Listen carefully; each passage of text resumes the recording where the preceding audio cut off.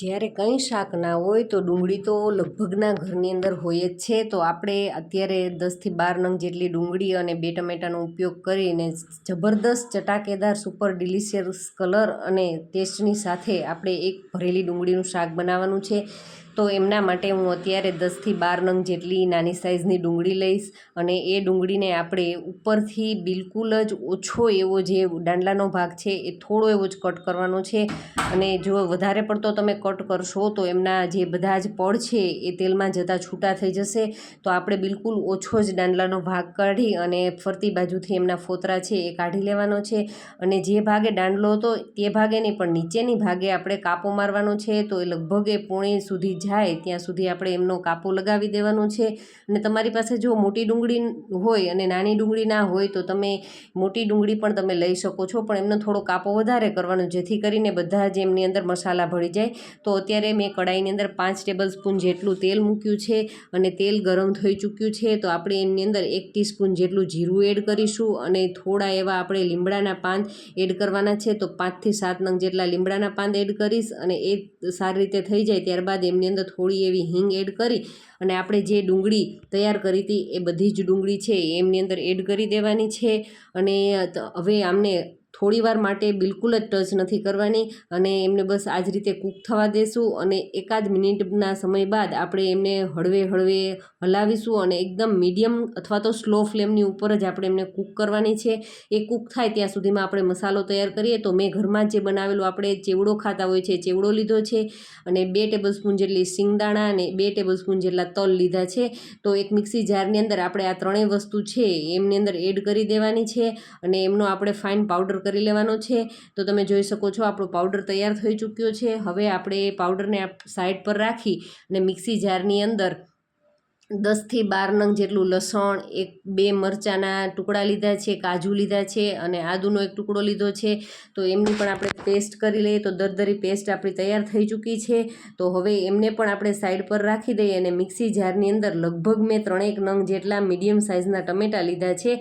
તો ટમેટાના મોટા ટુકડા આપણે એમની અંદર એડ કરી અને એમની પણ આપણે ફાઇન પ્યુરી કરી લઈએ. તો આપણી પ્યુરી પણ તૈયાર થઈ ચૂકી છે. તો હવે આપણે ડુંગળી ચેક કરી લઈએ જે આપણે સાતળવા માટે રાખી હતી. તો તમે જોઈ શકો છો આપણી ડુંગળી પણ સરસ ટ્રાન્સપરન્ટ થઈ ગઈ છે, એકદમ ગોલ્ડન કલર ઉપરથી થઈ ગયો છે. તો આપણે જે આદુ મરચાંવાળી જે પેસ્ટ હતી એ પેસ્ટ આમની અંદર એડ કરી અને બિલકુલ હળવા હાથે આપણે એમને આમની સાથે મિક્સ કરવાની છે.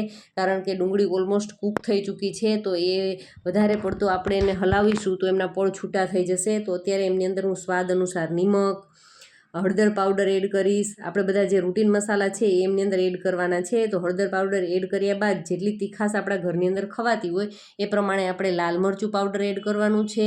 અને એ થઈ ગયા બાદ આપણે બિલકુલ હળવા હાથે એમને હલાવતા રહેવાનું છે અને 1 થી 2 મિનિટ માટે આ જ રીતે કૂક થવા દેશું.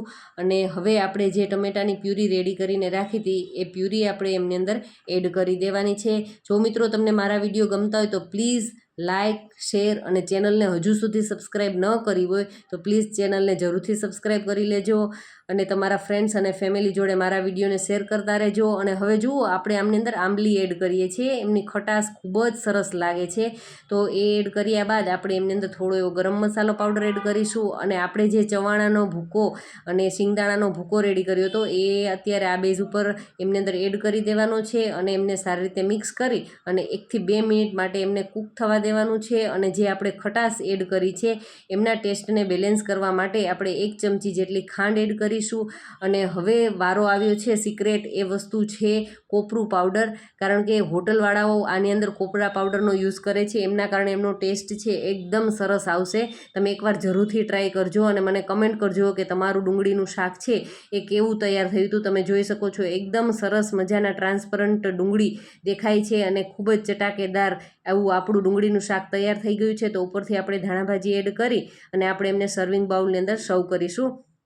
તો તમે જોઈ શકો છો કે જોતાં જ ખાવાની ઈચ્છા થઈ જાય અને કદાચ તમે ગમે એટલું ખાશો તો તમારું પેટ ભરાશે પણ મન તો નહીં જ ભરાય એવું સરસ મજાનું આપણું ડુંગળીનું શાક છે એ તૈયાર થઈ ગયું છે. તો તમે જો કોઈ પણ મહેમાન આવે ને આ રીતે કાંઈ ના હોય ને ડુંગળીનું શાક સર્વ કરશો તો ખરેખર મહેમાન તમારા વખાણ કરતા નહીં થાકે એવું આપણું સરસ મજાનું ડુંગળીનું શાક તૈયાર છે. તો આપણે ઉપરથી ધાણા ભાજીથી એમને ગાર્નિશ કરીશું અને આપણે એમને સર્વ કરીશું. Thank you for watching my videos.